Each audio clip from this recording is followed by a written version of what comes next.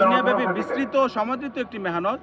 এই মেহনত কি এইভাবেই একক আমিরের নেতৃত্বাধীন চলবে, নাকি একক আমিরের পরিবর্তে একটি শুরার মাধ্যমে পরিচালিত হবে? তো সব মুরব্বীরা একমত হয়ে আমাদের একটি সিদ্ধান্ত গৃহীত হয় যে এখন থেকে এই মেহনত একক আমিরের পরিবর্তে একটি শুরার মাধ্যমে, আপনাদের ভাষায় যেটাকে আমরা একটা জামাত বলতে পারি বা কমিটি বলতে পারি, একটি শুরার মাধ্যমে পরিচালিত হবে।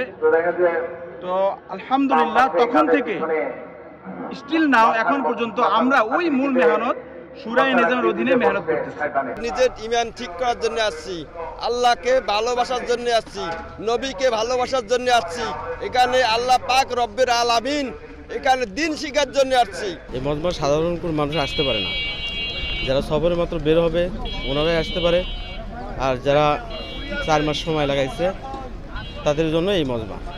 এই মজমাটা খুব ভারী মজমা, আর এত সুন্দর মজমা আলহামদুলিল্লাহ আল্লাহ তাআলা কবুল করছে, এই জন্য আমরা এখানে আসতে পারছি। ইজতেমার প্রায় 1.5 মাস আগে এই মজমাটা হয় আর কি, যেমন ইজতেমা জানুয়ারিতে হচ্ছে, এই জন্য 1.5 মাস আগে এই ইজতেমা। আসলে এটার বার্তাটা ওইসব লেগা আল্লাহ তাআলা যে আমাদেরকে দুনিয়াতে পাঠাইছেন, আল্লাহ তাআলা আসল উদ্দেশ্য ছিল যে আল্লাহর আমরা মাইনা যাওয়ান আখিরাত বানানোর জন্য। হুজুর পাক সাল্লাল্লাহু আলাইহি ওয়াসাল্লাম আখিরি নবী, উনার তরিকা মতো আমাদের চলার জন্য আমাদের এই পথ নির্দেশনা দিতেছেন আর কি। এই জন্য আমাদের এখানে আসা, এখানে আসলে হয় কি তা অন্তত কিছুর আমল করার একটা আগ্রহ পয়দা হয় মানুষেরকে, হ্যাঁ। মানে দিন শিক্ষা করা প্রত্যেকের জন্য জরুরি, আর দিনের জন্য আল্লাহ তাআলা দুনিয়াতে লক্ষাধিক আম্বিয়া ইসলাম দুনিয়াতে পাঠাইছেন।